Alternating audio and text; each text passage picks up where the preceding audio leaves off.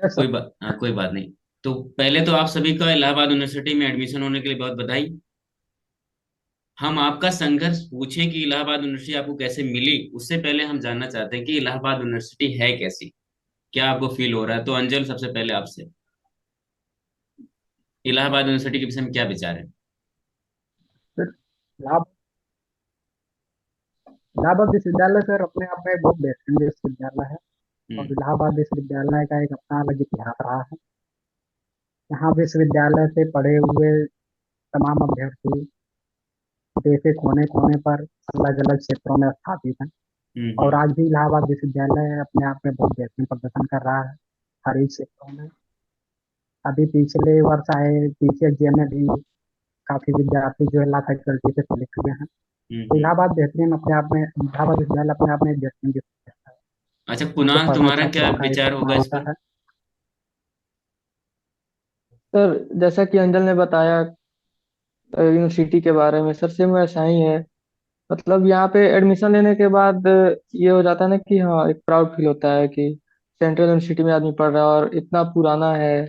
East of Oxford भी कहा जाता है सर इसको। अच्छा, तो तो मतलब वही विचार है। बाकी फैकल्टीज, जी ठीक सर, है। फैकल्टीज भी अंशुमान अच्छी तुम। हैं यहाँ पे कैंपस में। अंशुमान, तुम क्या कहना चाहोगे इसके विषय में? मेरी आवाज आ रही है अंशुमान? अ, हाँ सर, हाँ सर, बहुत बढ़िया सर। धन्यवाद उसके लिए। हम्म। विश्वविद्यालय, इलाहाबाद विश्वविद्यालय सर काफ़ी बढ़िया है। लॉ फैकल्टी तो काफ़ी अच्छी है यहाँ पे। हम्म। क्लासेस थोड़ी बहुत, क्लासेस का दिक्कत रहता है कि कभी कभी थोड़ा बहुत कम हो जाता है। और और बाकी सब सर पढ़ाई तो वही है, ठीक है, मतलब एवरेज है। मतलब ये नहीं है कि ज़्यादा प्रोफेसर नहीं है और हम्म। ज़्यादा एडहॉक पे लोग हैं जो पढ़ाते हैं, बट बढ़िया पढ़ाते हैं। और रिजल्ट यहाँ का जुडिशरी के लिए तो काफ़ी अच्छा है। बट थोड़ा कॉर्पोरेट के लिए, कॉर्पोरेट फील्ड में जाने के लिए थोड़ी स्ट्रगल करनी पड़ेगी, बट है, उसके लिए भी है, अपॉर्चुनिटीज़ है। लेकिन यदि आपको जिसको जुडिशरी में जाना है उसके लिए तो इलाहाबाद विश्वविद्यालय हब है उसके लिए। बाकी बाकी सब सर सब बढ़िया है। अच्छा, कई बार होता है कि एडमिशन को लेकर जो भी सीयूटी के बच्चे आते हैं तो वो इलाहाबाद यूनिवर्सिटी से कतराते हैं कि वहाँ एडमिशन नहीं लेना। तो मैं जानना चाहता हूँ कि ये लॉ फैकल्टी के विषय में क्या विचार है? सर हाँ। ये law faculty sir, law faculty का रिजल्ट बोलता है कि मतलब हम्म। यहाँ आना है या नहीं। अभी पीसीएसजे 2022 का रिजल्ट आया यूपी जुडिशरी का, जिसमें से 58 लोग आउट ऑफ 300 केवल इलाहाबाद विश्वविद्यालय के हैं, वो भी लॉ फैकल्टी के 58 लोग। अच्छा। तो रिजल्ट रिजल्ट बोल रहा है। अब हम उसके लिए क्या बताएं कि यहाँ आना चाहिए ना चाहिए? रिजल्ट देख लें, उसके बाद निर्धारित कर लें यहाँ आना चाहिए या नहीं आना चाहिए। अच्छा अंजल, ये जब मन में सवाल रहा होगा जब एडमिशन हो रहा था सीयूटी के एग्जाम के बाद, तो इलाहाबाद जब चूज कर रहे तो लग रहा, डर लग रहा था कि वहाँ पढ़ाई नहीं होगी। अभी तुम पढ़ रहे हो तो क्या, ऐसा क्या मतलब लगा कि जो हम पहले सोच रहे थे अब सोच रहे उसमें अंतर क्या है? मुझे इलाहाबाद विश्वविद्यालय को लेकर आम छात्रों में एक अवधारणा सी बन गई है कि इलाहाबाद विश्वविद्यालय वर्तमान समय में खासकर राजनीति की हम्म। बहुत ज्यादा बच्चों का संलग्न जो है राजनीति में देखा जा रहा है। उभरते युवा नेता या फिर तमाम प्रकार की राजनीतिक गतिविधियां इलाहाबाद विश्वविद्यालय से जुड़कर ज्यादा दिखता है। हम्म। वो सब चीजें भी हैं तमाम क्षेत्रों में भी अच्छा कर। अंजल, तुम्हारी माइक ऑफ हो चुकी। हाँ, बीच में माइक ऑफ हो गई। ठीक।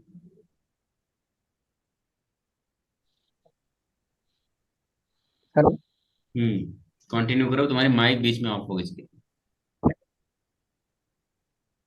हाँ तो सर इलाहाबाद विश्वविद्यालय बढ़िया है। जब सीयूटी खासकर एक बच्चों आम बच्चों के अंदर एक अलग की धारणा बन गई है कि यहाँ पर राजनीतिक गतिविधियां काफी ज्यादा होती हैं। लेकिन हम्म। ऐसा कुछ नहीं है। पढ़ने वाले बच्चे जो हैं वो अपना पढ़ते हैं, रोड पे पढ़ते हैं, कला रूम से बाहर पढ़ते हैं, क्लास में पढ़ते हैं, पढ़ाई होती है, ऐसी बात नहीं है। जो पढ़ने वाले हैं पढ़ते हैं। बाकी जैसे हैं आप जिस परिवेश में ढलना चाहेंगे उस तरीके से चीजें आपको मिलती रहेंगी। अच्छा कुणाल, तुमसे ये सवाल होगा कि प्रोफेसर्स को लेकर क्या विचार है? प्रोफेसर बहुत इंटेलेक्चुअल हैं, आप जितना जितना हमें लगता था कि उस हिसाब से नहीं है। जैसे लगता है कि वहाँ प्रोफेसर अच्छे नहीं होंगे, तो क्या ऐसा विचार है? ऐसा ऐसा है वहाँ पे? नहीं सर, एक्चुअली ऐसा तो नहीं है। प्रोफेसर अच्छे हैं, पढ़ाते भी हैं, नॉलेजेबल भी हैं। अगर हम्म। बच्चे वैसे होंगे पढ़ने वाले तो फिर प्रोफेसर भी मतलब मन से पढ़ाएंगे। और ऐसे मेरा तो यहाँ से बीए चल रहा है सर। हम्म। तो ग्रेजुएशन में काफी मतलब अच्छे अच्छे प्रोफेसर्स हैं। तो उसमें कोई दिक्कत नहीं है, जितना आप पूछते हैं पढ़ने के लिए जाते हैं वो लोग बताते हैं, उसमें कोई दिक्कत नहीं है। अच्छा अंशुमान, यहाँ का जो वो क्लर्कल विभाग है, जो फैकल्टीज में क्लर्क होते हैं, उनका क्या कॉपरेशन है? हम लोगों ने पहले हाई स्कूल 10th में पढ़ा है, तो वहाँ जो क्लर्क्स होते हैं वो जो डोमिनेटिंग लगता है कि वो पावरफुल जैसा दिखाते हैं। तो यूनिवर्सिटी में ऐसा देखा जाता है कि बहुत सारी यूनिवर्सिटीज हैं जहाँ क्लर्क भी बहुत ज्यादा सपोर्टिव होते हैं। तो इलाहाबाद में ऐसा क्या है उनके बिहेवियर को लेकर? सर, सर सारे फैकल्टी का तो नहीं बता सकता, बट लॉ हम्म। फैकल्टी में जो जितने क्लर्क लोग हैं सपोर्टिव है स्टूडेंट्स के लिए। मतलब बात ही यदि कोई प्रॉब्लम आती है तो करते हैं, ऐसा कोई परेशानी तो अब तक देखा नहीं गया है। अच्छा अंजलि, हॉस्टल को लेकर बहुत बच्चों के मन में ये रहता है कि हॉस्टल मिलता है कि नहीं, क्या उसके विषय में विचार है? इधर अंजल। फिलहाल मैं तो इलाहाबाद विश्वविद्यालय हॉस्टल से जुड़ा नहीं हूँ, तो हम्म। पर फिलहाल मैं इलाहाबाद विश्वविद्यालय के छात्रावास से जुड़ा नहीं हूँ, इसलिए तो मेरी कोई विशेष उस पर टिप्पणी करना उचित नहीं सर होगा। लेकिन जहाँ तक चीजें देखी जा रही हैं काफी ठीक है, आप हॉस्टल ले सकते हो यदि आपको मिल रहा है। वैसे सर अंशुमान, मैं तुम हॉस्टल कुछ में कहना रहता हूँ। चाह रहे हो? हाँ सर, मैं शताब्दी हॉस्टल में रहता हूँ सर, ये इलाहाबाद विश्वविद्यालय का लॉ फैकल्टी के लिए, जिसमें केवल 5 ईयर लॉ वालों को मिलता है, हम्म। डीएलएलबी वालों को। तो मैं शताब्दी बॉयज हॉस्टल का मैं छात्रवासी हूँ। हम्म। तो इसमें सर जो आपने कहा कि इसमें कोई समस्या आती है, समस्या तो ऐसा नहीं आता है। जितने भी लोगों को अलॉट होता है, हम हमारे समय में 29 लोगों को अलॉट हुआ था। 29 लोग सब लोग हॉस्टल में रह रहे हैं, 29 के 29। तो ऐसा कोई हम्म। प्रॉब्लम नहीं है सर। शताब्दी शताब्दी मुझे लगता है कि one of the best hostel है जो इलाहाबाद विश्वविद्यालय में जितने हॉस्टल है, सबसे बढ़िया यदि कोई हॉस्टल हमें लगता है तो लॉ फैकल्टी को शताब्दी हॉस्टल है। बहुत यहाँ पे यूनिटी है, सीनियर जो है काफी सपोर्टिव है। ऐसी अवधारणा है सर हमारे मन में भी बना था यहाँ से आने से पहले कि हॉस्टल है रैगिंग होती होगी, ऐसा वैसा कुछ नहीं है। काफी हम्म। सीनियर्स तो मतलब उम्मीद से ज्यादा सपोर्टिव है यहाँ के। अच्छा, ये अभी जो अंजल कह रहा था कि सर यहाँ वो लगता है कि यहाँ ऐसे न्यूज आते रहते हैं, बम बम वहां बनता है, ऐसा कुछ है क्या? वैसा तो सर नहीं अब सर, अभी हाल ही अभी में पिछले एक एक, हाँ। अंजल, हाँ, क्या कहना चाहते हो ये भाई अभी सर बम बनाने पिछले की? सप्ताह लगभग पिछले दो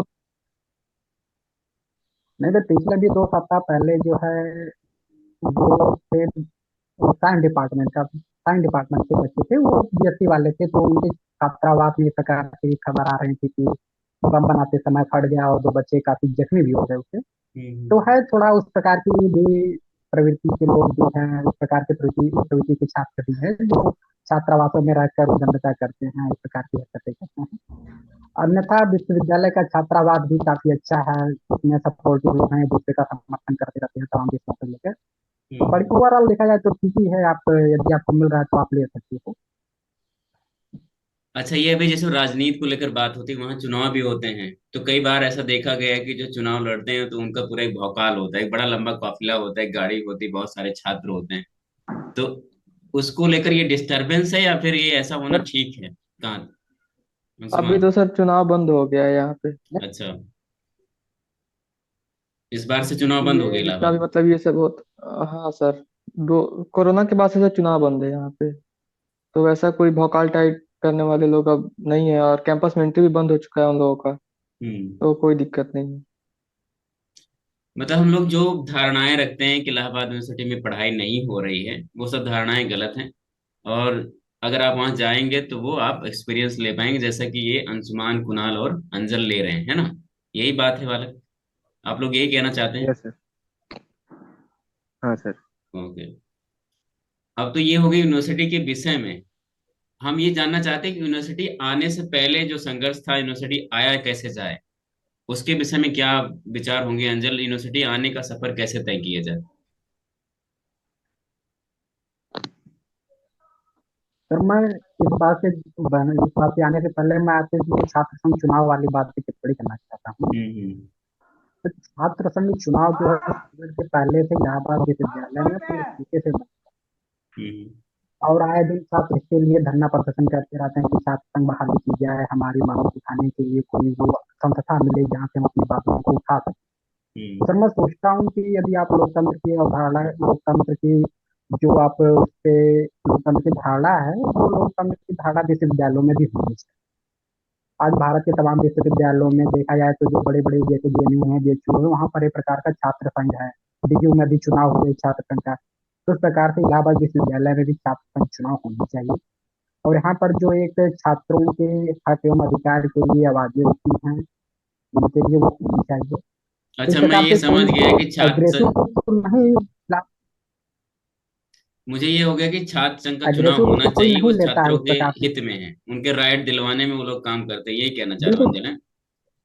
ठीक है। तो ये तो हो गया, हम ये बिल्कुल जानना सर, चाह रहे क्योंकि हैं। वो आप जब एक लोकतंत्र की कल्पना, हम्म। बोलो क्या कह रहे हो?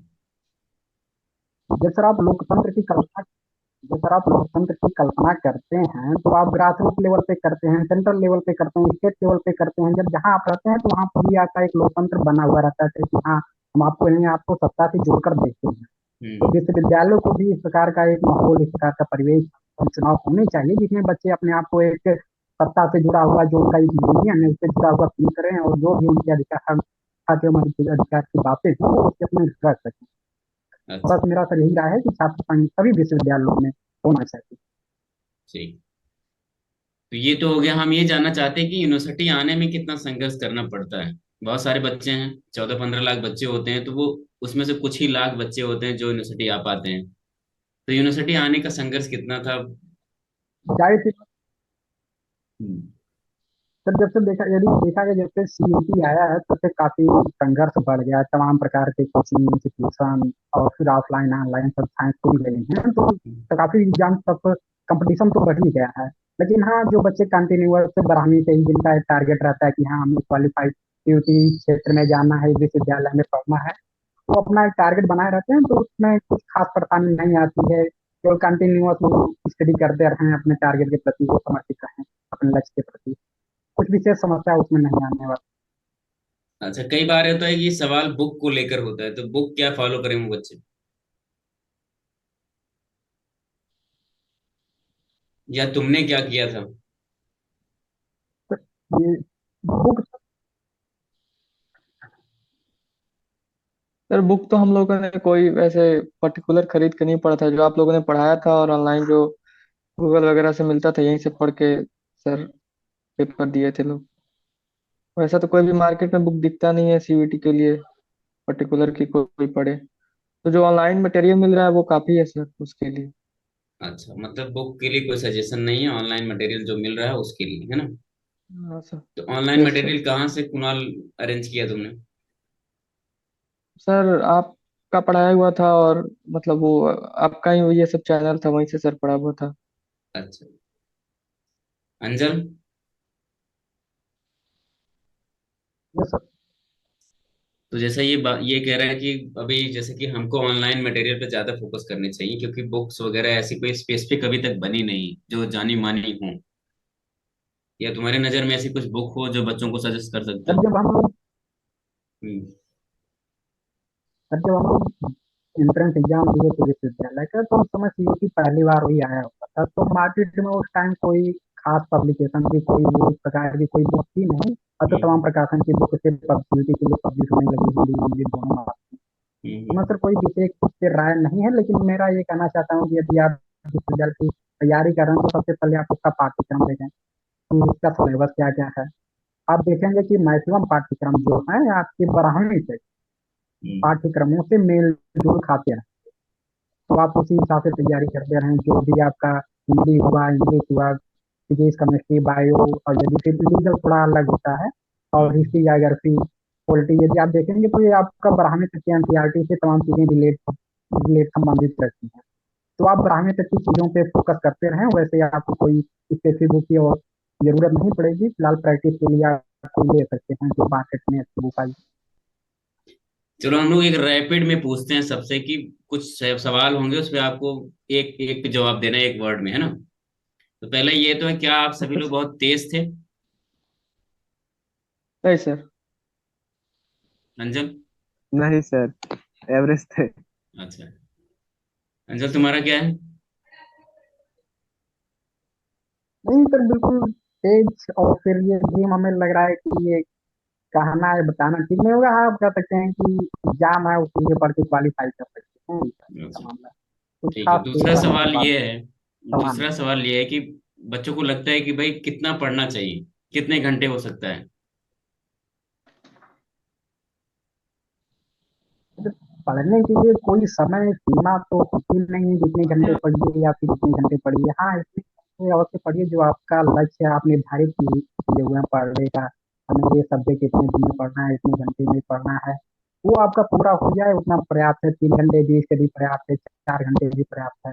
डिपेंड अच्छा, करता है कि आप किस तरीके से, किस स्ट्रेटेजी बनाकर क्या चीजें को किस प्रकार से पढ़ना है। नहीं, एक स्पेसिफिक जवाब होता है ना, जैसे कि कितने घंटे, 4 घंटे, 5 घंटे, 6 घंटे, है ना। अब ये तो बहुत ब्रॉड हो गया कि भाई वो जो बच्चे हैं इंटर वाले, इतना तो वो जानते नहीं कि क्या वो सब्जेक्ट, वो जानना चाहते हैं कि एक मिनिमम सेटिस्फेक्शन रहे, इतना घंटा पढ़ ले तो मैक्सिमम हो गया, वो है ना। ठीक है, अंशुमान क्या राय है बालक घंटे के ऊपर, कितने घंटे पढ़ा जाए? सर यदि आप यदि ट्वेल्थ के इमीडिएट तुरंत देना है एग्जाम, हम्म। तो उसके लिए तो सर काफी समय देना पड़ेगा पढ़ाई को लेकर। यदि आप गैप ईयर वाले हैं तो आप 4 घंटे, 3 घंटे, 5 घंटे दे देते हैं, 4-5 घंटे तो हो जाएगा उससे। But hmm. ट्वेल्थ का बोर्ड का एग्जाम भी है, और उसके सोचते हैं कि तुरंत बाद में ग्रेजुएशन के लिए चला जाऊँ, तो उसके लिए तो समय थोड़ा काफी देना पड़ेगा। और ये वैरी करता है सर, पर स्टूडेंट स्टूडेंट की। अब यदि मेरे जैसे, यदि एवरेज स्टूडेंट है तो आपको ज्यादा एफर्ट लगाना पड़ेगा, और यदि आप शार्प माइंडेड है तो थोड़ा कम एफर्ट लगाना पड़ेगा। बट यदि ट्वेल्थ के बाद है तो इतना मान लीजिए कि आपको यदि बोर्ड भी देख रहे हैं और सीयूटी भी देख रहे हैं, तो आपको 6 घंटा सीयूटी के लिए सेपरेट, 5 घंटा 6 घंटा देना पड़ेगा। अच्छा, क्या विचार है कुणाल तुम्हारा इस पे? सर अगर डोमेन मैच करता है ट्वेल्थ वाला तब तो ठीक है, क्योंकि सारे क्वेश्चन ट्वेल्थ वाले ही आते हैं एनसीईआरटी हम्म। के, तो डोमेन में तो कोई उतना दिक्कत रह नहीं जाएगा। बचा रीजनिंग और मैथ्स, ये सब रहता है, इंग्लिश रहता है, तो उस पर से फोकस करना पड़ता है, क्योंकि जीटी का पेपर वैसे भी टफ आया था इस बार, और मतलब हमेशा से थोड़ा सा उसका टफ आता है, तो जीटी के पेपर के लिए थोड़ा सा फोकस करना पड़ेगा, अच्छा, रीजनिंग और मैथ्स पे सर। एक सवाल और रहता है कि कंटिन्यूटी को लेकर कि लगातार, ऐसा रहता है बच्चे बहुत लगातार नहीं पढ़ पा रहे हैं, कुछ दिन पढ़ते हैं फिर बीच में कुछ दिन नहीं पढ़ते फिर पढ़ते हैं। तो क्या तुम्हारे साथ ऐसा होता था कि तुम लोग लगातार ही पढ़ते रहते थे, कभी ब्रेक ही नहीं हुआ? शुरू में तो सर प्रॉब्लम होती थी, लगातार नहीं पढ़ पाते थे, लेकिन फिर बाद में सर प्रेशर था कि नहीं हुआ तो फिर दिक्कत हो जाएगी आगे जाके, तो वो सब देख के सर चलना पड़ता है, तो कंटिन्यूटी अपने आप आ जाती है सर। ये एग्जाम के साथ आ जाती है, यही कहना चाहता हूँ, एग्जाम के यस डेट सर, के अगर साथ, है ना। यस सर, अगर पर्सपेक्टिव है कि हाँ ये निकालना है तो कंटिन्यूटी आ ही जाएगी सर। हाँ, रिस्पॉन्सिबिलिटी लेके चलनी पड़ती है सर। ठीक है अंजल, तुम्हारा क्या है भाई कंटिन्यूटी को लेकर, ऐसा तुम्हारे साथ होता था कि नहीं, बच्चे जानना चाहते हैं। नहीं तो जाहिर सी बात है, यदि आपका टारगेट है किसी विश्वविद्यालय में पढ़ना, किसी अच्छे विश्वविद्यालय में जाना, तो हम्म। जाहिर सी बात है कि आपको कंपटीशन, प्रतिस्पर्धा आप देख ही रहे हैं। 14 लाख, 15 लाख हैं बच्चे इसमें, संख्या में बढ़ ही रहे हैं। हम्म। तो आप उस कंपटीशन का हिस्सा बन रहे हैं। जाहिर सी बात है, इससे आपको अधिक से अधिक समय देना होगा। जितना 1-2 घंटे तो जाहिर सी बात है सफिशियंट तो है ही नहीं। कम हम्म। से कम 4 से 5 घंटे आपको कंटिन्यूस, कंटिन्यूटी मेन चीज है। कंटिन्यूटी आप निरंतरता अध्ययन के लिए बनाए रखेंगे। अभ्यास और निरंतरता यदि आप बनाए रखेंगे, जाहिर सी बात है आपको सफलता। ऐसा, ठीक है। और एक सर मेरा सवाल ये फोन भी है कि स्विच ऑफ होने जोक्स के वाला लिए है क्या सर। होता था बालक? Thank you sir. अंशुमान, मैं तुमसे ये पूछ ले रहा हूँ कि भाई क्या होता है कि एंटरटेनमेंट के लिए हमेशा पढ़ते रहते, एंटरटेनमेंट में क्या यूज होता था पढ़ाई के दौरान? इंटरटेनमेंट के लिए सर यही गेम खेल लेते थे, हम तो वॉलीबॉल खेल लेते थे। अच्छा। और कंटिन्यूटी क्या है सर, 2 महीने एग्जाम के बाद, मैं तो ट्वेल्थ के बाद ही आ गया था, उसके लिए तो पढ़ना ही पड़ गया। हम्म। तो ईमानदारी चूत गया। Okay, Kunal, yes sir. Entertainment के लिए क्या करें? सर दोस्तों से बात कर लेते थे, थोड़ा हंसी मजाक हो जाता था, हम्म। और आसपास बाहर कहीं घूम लेते, लेकिन उसमें भी ज्यादा भी इंटरटेनमेंट अगर हो जाए तो वो भी प्रॉब्लम है, अच्छा, तो ठीक है। थोड़ा बहुत ही चलता था, अंजल। क्योंकि सर मैं तो गैप ईयर वाला हूँ, तो ज्यादा प्रेशर था सर। अच्छा, ठीक है। अंजल, तुम्हारा क्या है भाई, एंटरटेनमेंट को लेकर क्या था, क्या करते थे? एंटरटेनमेंट के लिए सब जाहिर सी बात है, जब आप किसी क्षेत्र में लगे हुए थे हैं, एक कार्य के लिए, चाहे वो आप अध्ययन कर रहे हैं या फिर कोई अन्य कार्य कर रहे हैं, तो आपके मस्तिष्क को आराम चाहिए। हम्म। उसके आप मनोरंजन कर सकते हैं किसी भी प्रकार से, गेम घूम कर कहीं जा सकते हैं, कहीं यात्रा कर सकते हैं या फिर खेल कूद कर सकते हैं।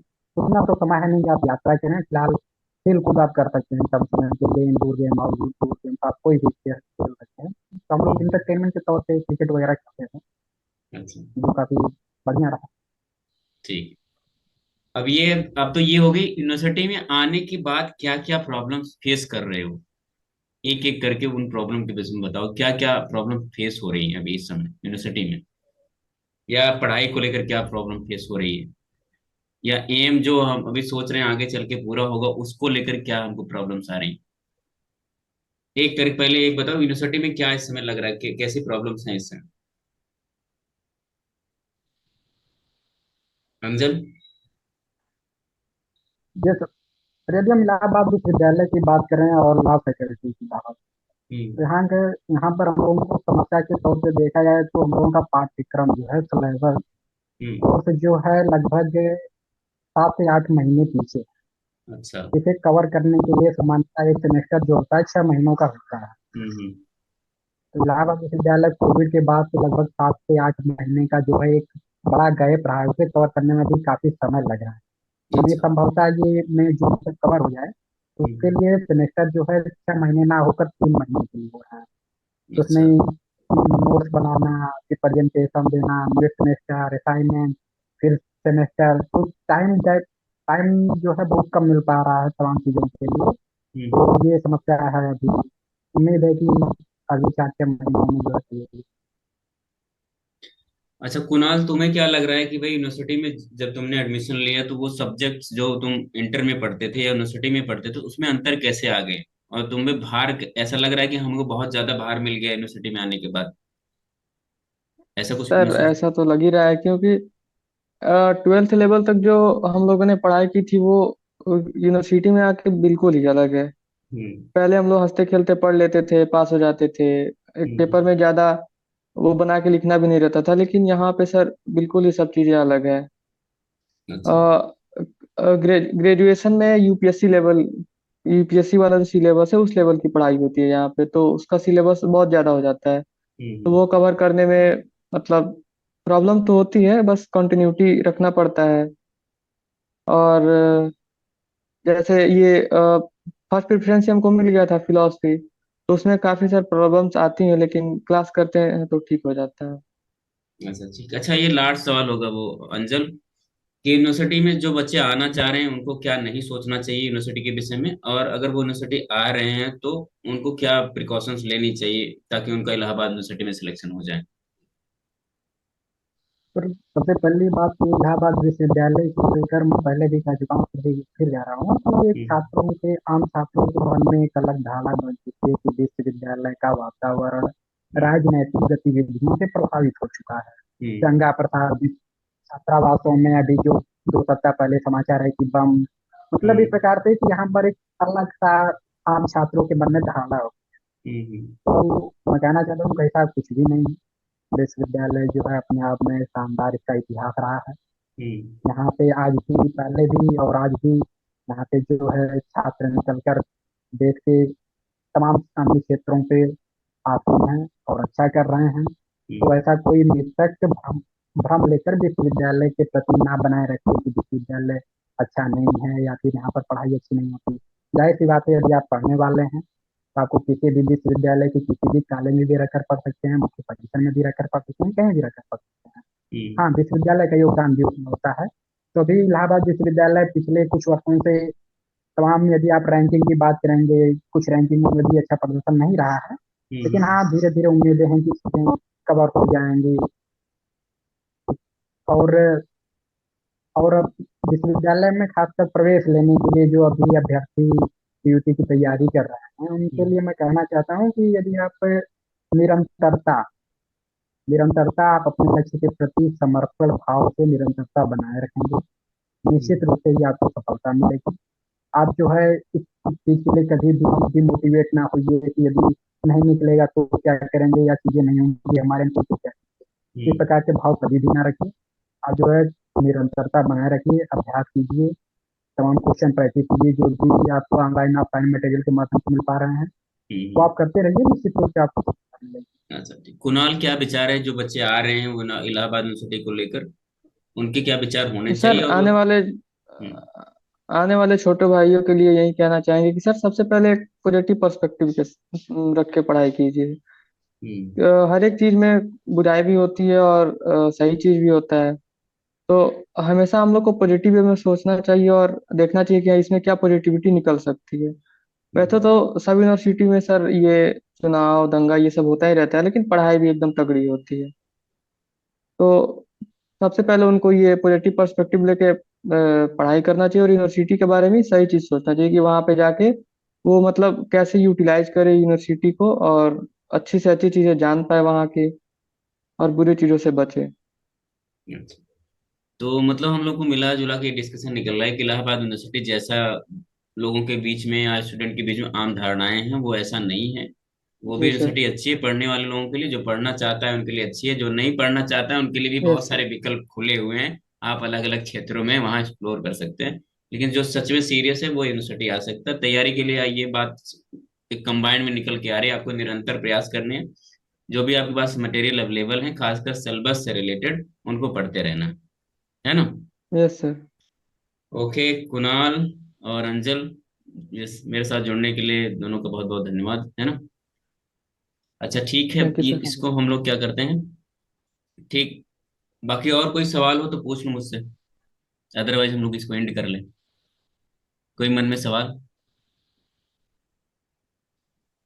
जैसे सर मन सवाल में ये सर है एक कि कहाँ पर हम्म। यूनिवर्सिटी का जो इलाहाबाद सिलेबस काफी ब्रॉड है और आगे जो तैयारी करनी है वो दोनों साथ में लेके चलने में थोड़ा सा प्रॉब्लम हो रहा है, क्योंकि यहाँ पे सर ये है कि अगर आप सही से पढ़ते नहीं है तो यहाँ का रिकॉर्ड ये है कि जितने ज्यादा बच्चे पास नहीं होते उससे ज्यादा फेल हो जाते हैं।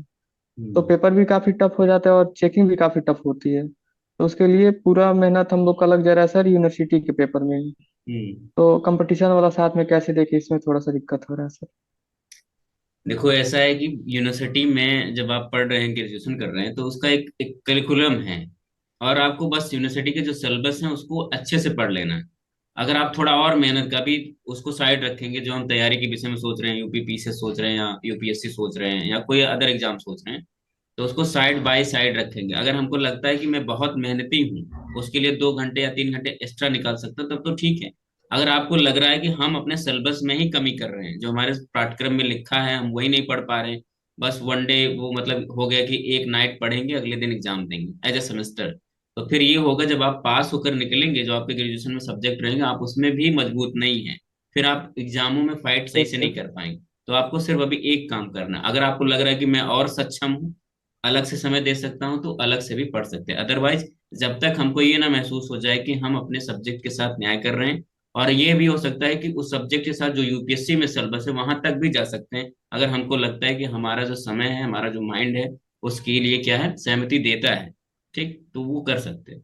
हाँ अंजल, क्या कह रहे थे तुम? सर मैं ये कह रहा था कि जैसे सर आप तो तमाम विश्वविद्यालयों के छात्रों से बात करते हो, हम्म। सर आप इलाहाबाद विश्वविद्यालय को अन्य विश्वविद्यालयों से, खासकर मैं लॉ फैकल्टी की बात करूंगा, अन्य विश्वविद्यालयों से सर हम्म। कैसे आप अलग पाते हैं कि कौन सी चीजें वहाँ पर जो है अच्छी हैं वो इलाहाबाद विश्वविद्यालय में नहीं हो, या फिर कौन सी चीजें अभी हुई हैं? देखो जो बच्चों ने जो अलग अलग यूनिवर्सिटी के बच्चे बताते हैं, एक तो वो है कि इन्वायरमेंट को लेकर दोनों में अंतर आ जाता है ना।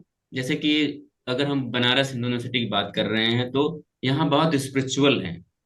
और जहाँ तक प्रोफेसर्स की बात है, तो जहाँ चीज स्पिरिचुअल है यहाँ प्रोफेसर्स भी बहुत मतलब अलग अलग आपको राज्य से मिलेंगे, कोई नागालैंड से है, कोई उड़ीसा से है, कोई मिजोरम से है। तो ये मतलब कि ऐसा नहीं कि यहाँ प्रोफेसर आना चाहते हैं, किस वजह से, स्पिरिचुअलिटी की वजह से, कि भाई एक इन्वायरमेंट है हमको ये मिलेगा। ये प्रोफेसर के ऊपर भी डिपेंड करता नहीं कि कौन कहाँ जा रहा है। तो कई बार ये हमको एक चीज देखने को मिलती है कि जो अच्छे लोग हैं यहाँ आना प्रेफर करते हैं। जैसे कि बहुत हम लोग कहते हैं कि जो अच्छे लोग हैं वो अमेरिका चले जाते हैं, क्यों? क्योंकि शायद इंडिया में वो फैसिलिटीज उनको प्रोवाइड नहीं की जा रही। तो एक रीजन तो ये है, प्रोफेसर जो अच्छे होते हैं ऐसा देखने को मिलता है, यहाँ आ जाते हैं। दूसरा एनवायरनमेंट को लेकर है कि एक स्पिरिचुअल सा एनवायरनमेंट है, जब बच्चा कभी बाहर से गांव से आता है तो उसको भी ऐसा नहीं लगता कि बहुत हाई फाई है। और ये लगता है कि वो बहुत उस इन्वायरमेंट में अपने आप को एडजस्ट कर पाता है। और स्टूडेंट रैंकिंग वगैरह की कोई भी समस्या नहीं है, या फिर यहाँ बीएचयू की बात करें तो यहाँ ऐसा मतलब कोई पॉलिटिकल इशू कुछ नहीं है। ना तो टीचर्स पॉलिटिकल हैं, ना ही कभी पॉलिटिकल इशू की बात होती है। सब जब भी बात होती है तो अगर लॉ फैकल्टी की बात करें सिर्फ लॉ की बात होती। और अच्छा ये भी है कि यहाँ के लोग सिलेक्टेड हैं, कोई एसजेएस है, कोई अलग अलग जिस अलग अलग स्टेट में हाई कोर्ट में प्रैक्टिस कर रहा है, तो वो उनको बुलाते रहते हैं। और उससे होता है कि बच्चों का इंटरेक्शन होता रहता है। तो एक माहौल बनता है, इन्वायरमेंट को लेकर ये डिफरेंस आता है। जैसे कि इलाहाबाद में ये होता है कि हो सकता है कि वहाँ बच्चे बताते हैं सर पढ़ाई में कोई दिक्कत नहीं, प्रोफेसर क्लासेस लेते हैं, चीजें समझ में आती हैं। वो बताते हैं कि सर एक्स्ट्रा करिकुलर एक्टिविटी में थोड़ा वो लो पड़ता है, वहाँ नहीं हो पाती। जैसे कि मूड कोर्ट्स हैं वो भी सर सही से ऑर्गेनाइज नहीं होती, और यहाँ है ये ऑर्गेनाइज हो जाता है। वहीं हम लोग दिल्ली चले जाएं तो दिल्ली में आता है कि प्रोफेसर्स जो हैं वो तो मतलब कि ठीक ठीक तो ही हैं, लेकिन वहाँ मॉडर्न तरीका है, वहाँ सारे बच्चे नहीं रह सकते। आप गांव परिवेश से गए तो आपको वहाँ मतलब एडजस्ट करने में बहुत प्रॉब्लम होगी। लेकिन जहां तक वहाँ के हम लोग मूट कोर्ट की बात कर रहे हैं, वो बीएचयू से भी अधिक हैं। नंबर ऑफ टाइम्स वहाँ जो एक्स्ट्रा करिकुलर एक्टिविटी वो भी ज्यादा है, क्योंकि वहाँ पास में हाई कोर्ट्स हैं और सुप्रीम कोर्ट्स है, तो वहाँ के जो बड़े लोग होते हैं उनसे कनेक्शन होता है, तो वो लोग उनको बुलाते रहते हैं। तो इन इससे क्या होता है, एक माहौल बन जाता है। कई बार होता है कि हमें माहौल से ही पुशअप मिलता है। अब जैसे कि यहाँ, अब यहाँ देखो माहौल, जैसे कि यहाँ छात्र, जैसा एक एक धारणा रहती है कि छात्र नेता अभी मिल जाएंगे बाहर। तो देखा जो बच्चा है इंटर का, वो देखा कि ये छात्र नेता हैं, अच्छे सूट बूट में हैं, और इनके साथ बहुत सारे लोग लगे हैं। तो कहीं ना कहीं वो उनके प्रति अट्रैक्शन बढ़ता जाता है कि हम क्यों ना ऐसा करें। लेकिन ये यूनिवर्सिटी का एक माहौल की वजह से वो डाइवर्जन होता है। लेकिन वही कहा गया कि जो बच्चा पढ़ना चाहता है, थोड़े संघर्ष वहाँ ज्यादा होंगे कंपेरिजन टू अदर। और हम लोग कुछ यूनिवर्सिटी की बात करें, जैसे जीजीओ की बात कर लें, सीयूएसबी की बात कर लें, तो यहाँ देखा गया कि जो बहुत इकोनॉमिकली वीकर बच्चे हैं वो वहाँ पढ़ सकते हैं, क्योंकि वहाँ की फीसें बहुत कम है, हॉस्टल के फीस बहुत कम है। तो इकोनॉमिक वीकर वहाँ देखा गया कि वो भी वहाँ पढ़ सकते हैं। हालांकि वहाँ भी बताया गया कि वहाँ एक्टिविटीज को लेकर थोड़ा कमी है, लेकिन पढ़ाई को लेकर आप कर सकते हैं। तो ये कुछ अंतर देखने को मिलते हैं, अलग अलग यूनिवर्सिटी में वो अलग अलग डिपेंड करता है कि कैसे कौन कर रहा है ना। लेकिन फिर भी वही बात है कि जब आप मेच्योर हो जाते हैं, शुरू में ये दिक्कतें तब तक आती हैं, जैसे आप 1 साल हो गए, 2 साल हो गए, 3 साल हो गए, मैक्सिमम 3 साल के बाद सब में मेच्योरिटी आने लगती है कि हमारा बुरा और गलत क्या है। तो 3 साल में आपके साथ यूनिवर्सिटी में पढ़ाई नहीं हुई, आप उस लेवल पे नहीं बन पाए, तो 2 साल आपके पास हैं, आप खुद से पढ़ लीजिए। वो आप अपने आप को एक्स्ट्रा समय दीजिए। और आपके पास आजकल तो इंटरनेट की व्यवस्था है, तो आप उससे भी कनेक्ट हो सकते हैं। हर यूनिवर्सिटी की वेबसाइट पे जाइए, वहां देखिए, सब कुछ एक्सप्लोर कर सकते हैं। तो लेकिन शुरू में वो अच्छा ये होता कि हमको शुरू से ही अच्छा इन्वायरमेंट मिल जाता, तो हमारा जो 3 साल 4 साल या 5 साल चले गए, वो हम अच्छे से उसको यूटिलाइज कर पाते। तो ये अंतर देखने को मिलता है, बाकी तो सब कुछ ठीक ही। ठीक। Okay Anjal, Kunal. Okay, thank you. Okay, thank you sir.